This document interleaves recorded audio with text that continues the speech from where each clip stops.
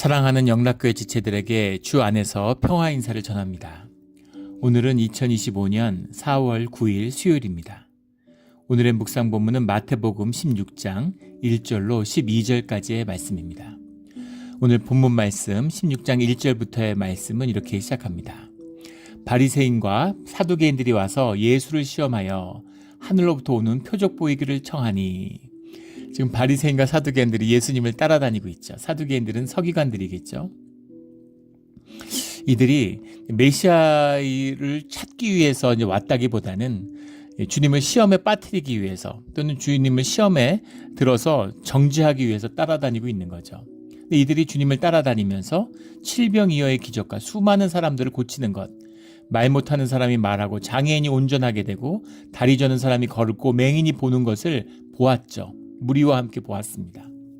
15장 31절에 나오는 말씀. 그런데 이들은 뭔가 불만이 있는 거죠. 왜 불만이 있겠어요? 예수님이 이방인을 고치는 겁니다. 가나안 여인의 믿음을 칭찬하시는 거죠. 그러니까 마음에 안 들어요. 종교인들은 에고의 사람들, 거짓의 사람들이기 때문에 내가 주관자죠. 내가 컨트롤해야 돼요. 내가 중심에 있어야 됩니다. 내가 의인이에요. 그런데 예수님이 하시는 기적을 행하는데 마음에 안 드는 거죠. 그러니까 마음에 안 들면 떠나면 되잖아요. 떠날 수도 없고 받아들일 수도 없는, 이게 종교의 모습입니다. 교회는 나오는데 주님을 영접하지 못하는 겁니다. 비극이죠.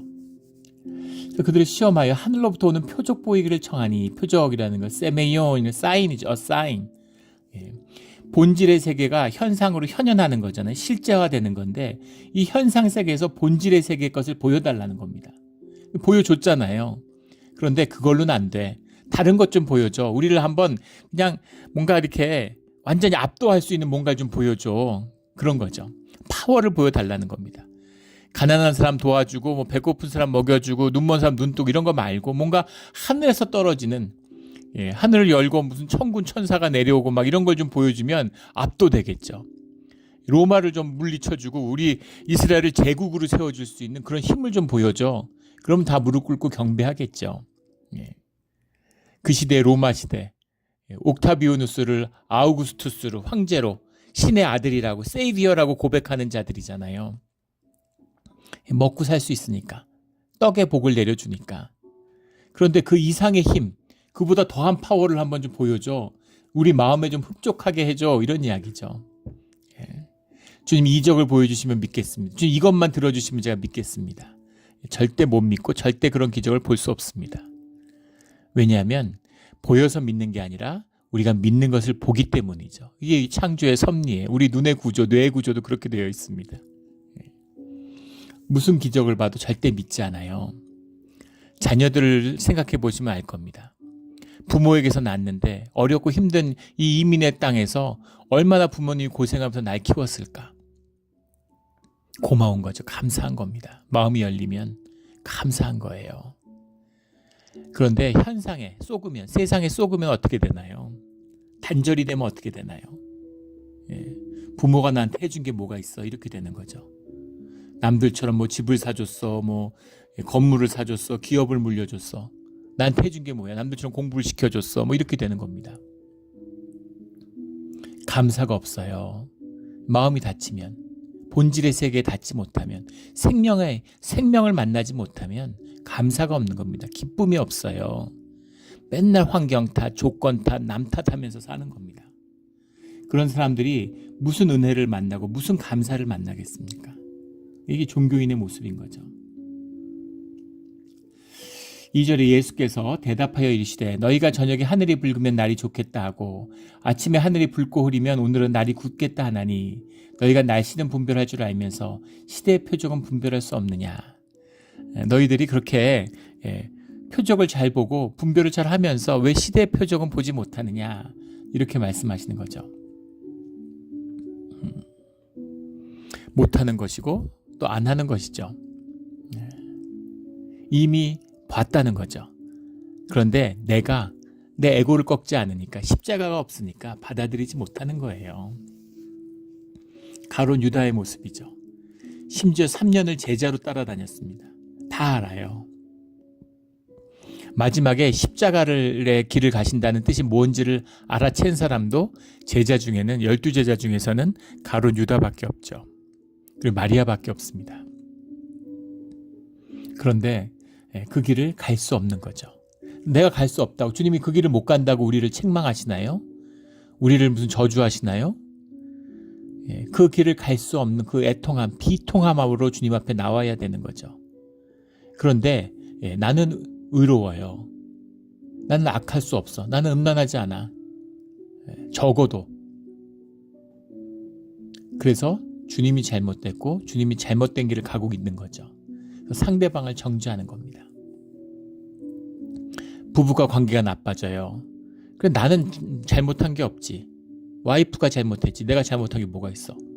돈을 안 벌어다 줬어. 뭐 바람을 폈어. 내가 그래도 남편으로서 할 거 다 했는데 왜 그러는 거야 나한테. 이렇게 생각하는 거죠. 단절입니다. 에고 중심이 되니까. 내가 중심이 되니까 내가 기준점이 되는 거죠. 내 마음에 안 들면 다 나쁜 거예요. 표적은 분별할 수 없느냐. 주님이 정말 표적은 분별할 수 없느냐 이렇게 말씀하고 계시는 겁니다. 악하고 음란한 세대가 표적을 구하나 요나의 표적밖에는 보여줄 표적이 없느니라 하시고 그들을 떠나가시니라. 그들을 떠나시는 거죠.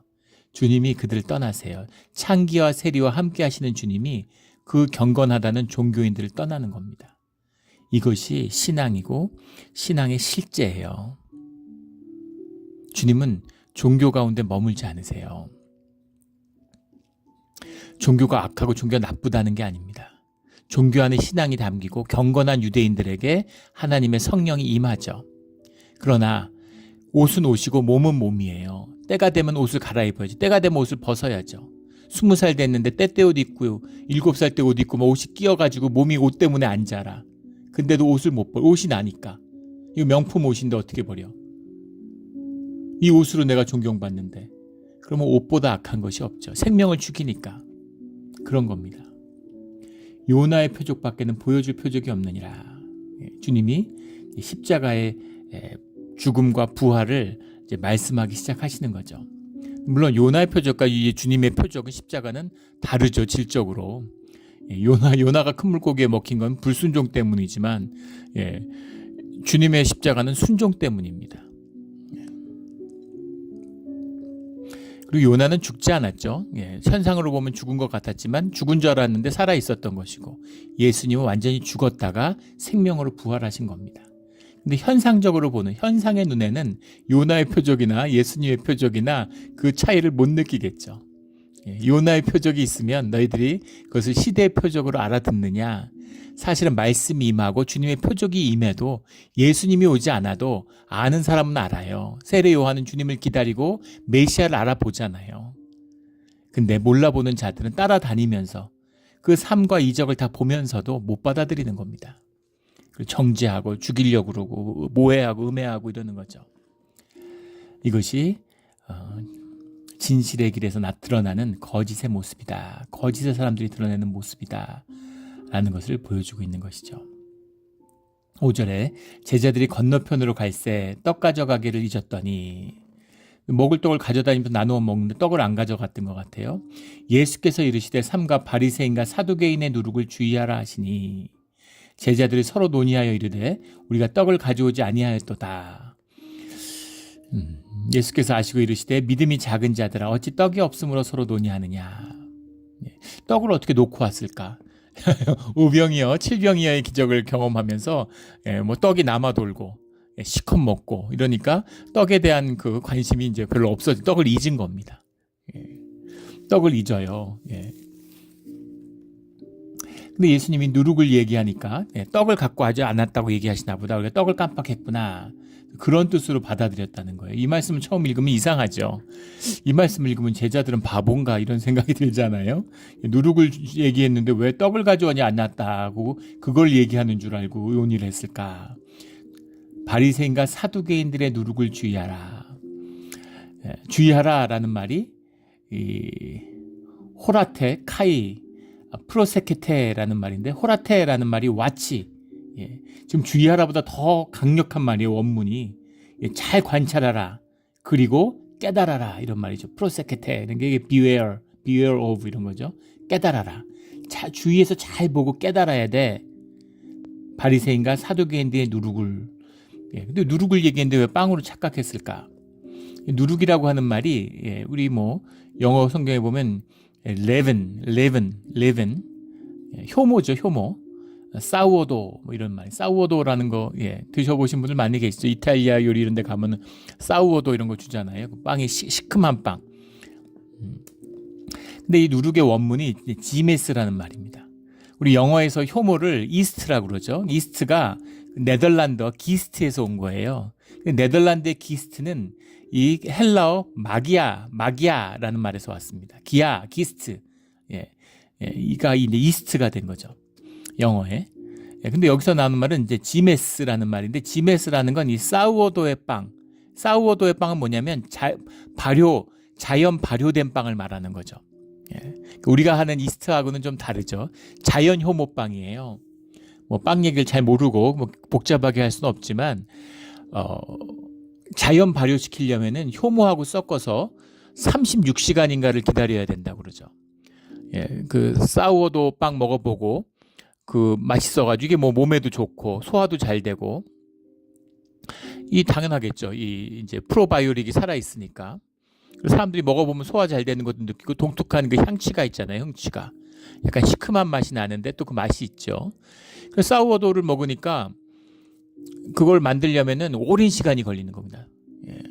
이틀 사흘이 걸리는 거예요. 근데 보통 먹는 빵은 이스트를 그냥 썩는 빵들은 한 2시간이면 발효를 시키죠. 급속 발효빵입니다. 빨리 만들어서 빨리 구워야 돼요. 자연 발효빵은 정성을 들여서 오래 걸립니다. 반죽도 잘해야 되고 보관도 잘해야 되고.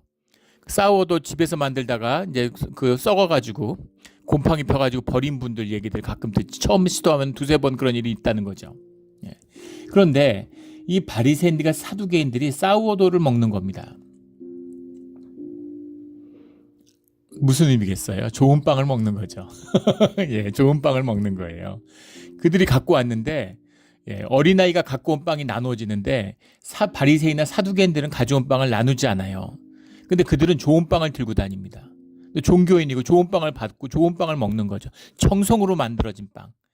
바리새인의 빵은, 사두개인의 빵은 좋은 빵이에요. 정성 들여 만든 빵인데 지금 광야를 걷고 있는 자들이 좋은 빵을 먹을 수 있을까요? 36시간 발효시킬 수 있을까요? 냉장고나 무슨 그런 게 없잖아요. 어떻게 이거를 보관을 해요? 그리고 어디 가서 36시간을 기다리고 있습니까? 그러니까 빵을 구워서 급히 먹기도 힘든 거예요. 만든 빵을 가져오겠죠. 그리고 어느 자리에 정착하면 가능한 한 빨리 구울 수 있는 빵을 구웠을 겁니다. 빨리 떠나야 되니까. 그런데 이 바리새인과 사두개인들의 빵을 잘 봐라. 그리고 깨달는 게 있어야 된다라니까 아마 제자들은 이렇게 오해한 게 아닌가 싶습니다. 야, 그들이 만든 빵, 그들이 대접받는 빵을 얼마나 정성으로 만들었니? 얼마나 준비를 잘해왔니? 그런 귀한 빵을 정성 들여 만들어진 그런 빵을 준비된 걸 봤냐? 그러니까 제자들이 찔림을 받은 거죠. 야, 저 사람들은 저렇게 세상에 예루살렘에서 내려왔는데도 저 빵을 다 준비해서 저렇게 정성 들여 만든 빵을 준비해 갖고 대접하고 먹는데 우리는 예수님의 갖다 드릴 빵도 깜빡했네. 우리는 우리가 먹을 빵도 챙기질 않았네. 예수님이 빵 주시니까.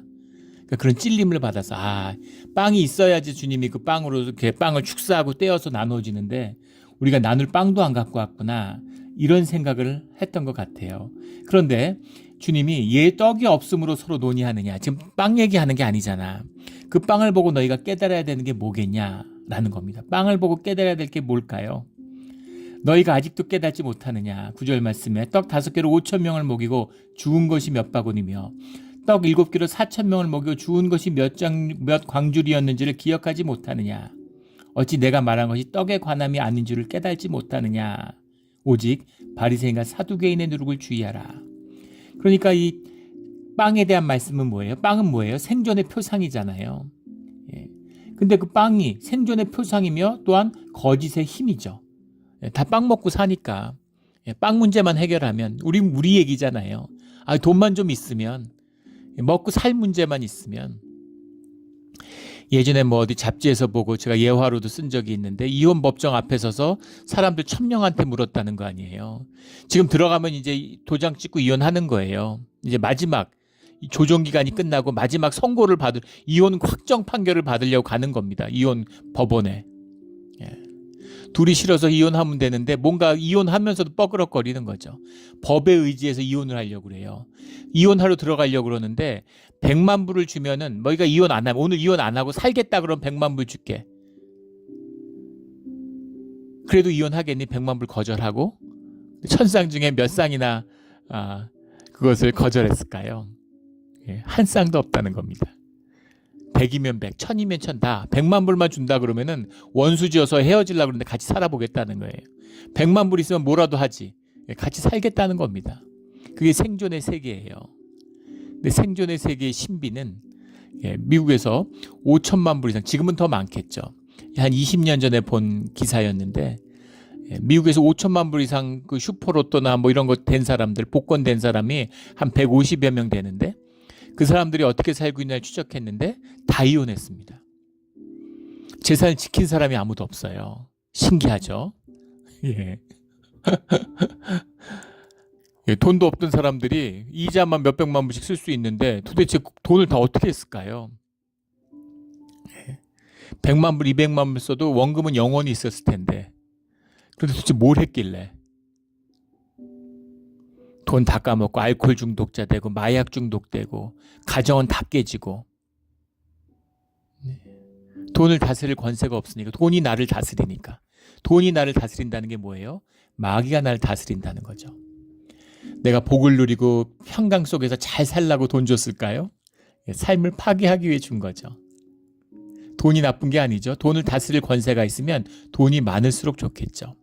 얼마나 귀하게 쓰임을 받을 수 있겠습니까? 그런 거죠. 생존의 파워, 생존의 힘입니다.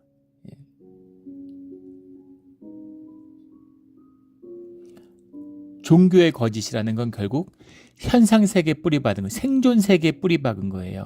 결국은 마귀의 권세 아래 있는 겁니다. 그게 빵의 권세예요. 교회가 왜 자꾸 사람 모으고 돈 모으려고 그럽니까? 파워가 있어야 되니까. 돈 있고 사람 있으면 파워가 생기잖아요. 파워가 있어야 떵떵거리니까. 파워가 있어야 존중받으니까. 파워가 있어야 사람들이 모이니까. 그게 거짓을 말씀하고 있는 거죠. 바리새인과 사두개인들의 빵을 조심해. 한번 보세요. 현상으로 보면은 귀한 빵, 정성스러워 만들어진 빵, 좋은 것을, 정성스럽게 한 것을. 근데 사실은 아무것도 아닌 거죠. 빵의 문제가 아니야. 삶의 문제다. 너희 삶의 문제는 절대 빵에 있지 않아. 빵으로 해결되지 않아. 빵이 넘쳐나고 먹는 게 넘쳐나는데 더 불행하고 더 비참해지고 오늘 미국을 보면 알 수 있잖아요. 생명의 권세가 없으니까. 전쟁을 20년씩 해도 5천 명밖에 안 죽는데 1년에 10만 명, 10몇만 명씩 마약 오버도스로 사망하고 멀쩡한 집안에 태어나서 대학 다 나오고 이랬는데 마약이 취해갖고 막 길에서 자고 몸도 못 가누고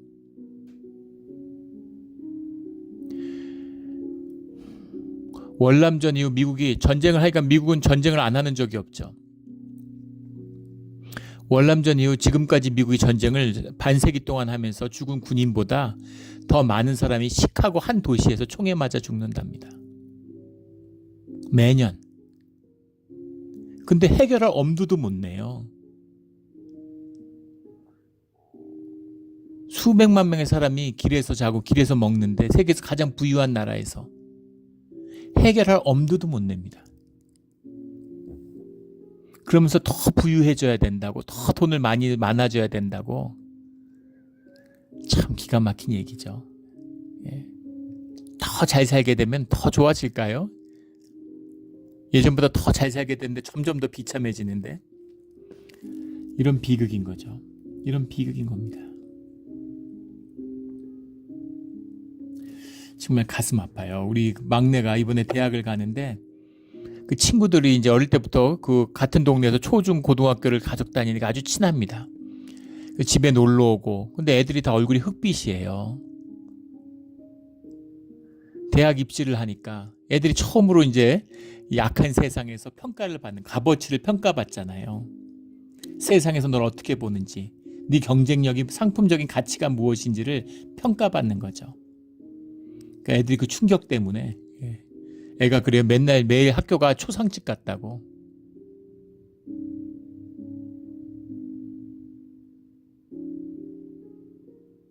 애들이 뭘 좋아하고 뭘 잘하고 뭘 해야 될지를 모르는 겁니다. 부모들이 그걸 속였어요. 물론 부모도 세상에 속았기 때문이죠.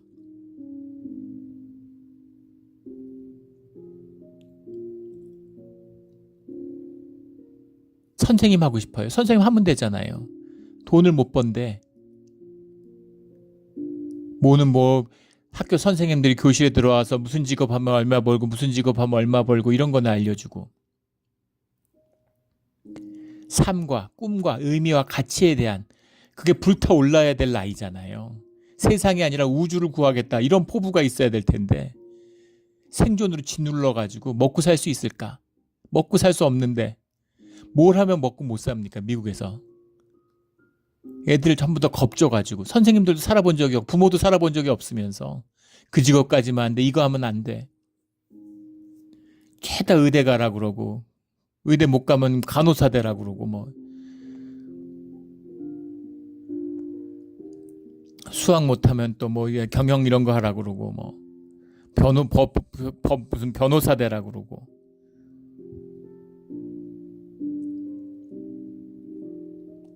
참 이 비극적인 세상입니다. 애들을 막 짓눌러서 애들이 다 피실피실해요. 기력이 없어요. 이런 비통함이 어디 있습니까? 떡의 문제죠. 떡의 관함이 아닌 줄을 깨닫지 못하느냐. 떡의 문제가 아닌 겁니다. 우리의 삶의 문제, 우리 생명의 문제는 떡에 대한 이야기가 아니에요. 근데 세상은 떡이라고, 떡이 전부라고 얘기해요. 떡이 중요하지 않다는 게 아닙니다. 떡을 넘어서야죠. 생존을 넘어서야 또 종교는 그걸 이원화시켜서 다른 세계가 있는 것처럼. 생존과 생명은 하나예요. 생명이 생존을 삼키는 겁니다. 생명으로 살아야 돼요. 근데 생명은 없는 것처럼, 생명은 뭐 전혀 그런 게 없는 것처럼, 생존만 있는 것처럼 그렇게 세상을 속이는 거죠. 주인인데 종으로 부려먹어요. 속여가지고. 창업주의 자식인데 아버지가 창업주이지 뭐 할아버지가 창업주인 걸 몰라요. 그러니까 속이는 겁니다. 야, 내가 너한테 특별히 우리 회사에 수의시켜줄게.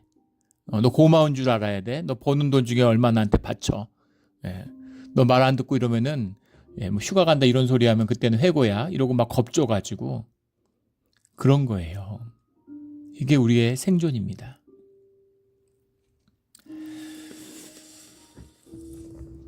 떡의 관함이 아닌 줄을 깨달지 못하느냐. 오직 바리새인과 사두개인의 누룩을 주의하라. 그제서야 제자들이 떡의 누룩이 아니요 바리새인과 사두개인들의 교훈을 삼가라고 말씀하신 줄을 깨달으니라. 주님의 말씀을 들으니까 깨달는 거죠. 깨달아야 합니다. 깨어나야 돼요. 깨어나야 됩니다. 떡을 넘어서는, 생명을 살아가는, 주님의 말씀을 먹고 말씀을 살아가는 우리 모두가 되기를 예수 그리스도의 이름으로 축원합니다. 아멘. 기도드리겠습니다. 하나님 아버지 감사합니다. 저희가 늘 주님이 주시는 떡에 배불리 먹고 살았음에도 늘 배고파하고 늘 주려 했습니다. 우리 마음이 줄이고 우리 심령이 줄인 것임을 알지 못하고, 주님의 말씀을 받지 않으면 우리 심령이 결코 채워지지 못하는 것임을 깨닫지 못했습니다. 주님, 우리의 심령을 열고 주님의 말씀을 먹고 깨달는 우리 심령으로 사는 것임을, 믿음으로 사는 것임을, 삶으로 그것을 사는 우리의 신앙이 되게 하여 주시옵소서. 주님의 십자가가 결코 헛되지 않는, 십자가의 능력이 우리 삶의 축복이 되는 것을 삶으로 살아 깨닫는 그런 우리 모두가 되게 하여 주시옵소서. 감사하며 예수 그리스도 이름으로 기도드렸습니다. 아멘.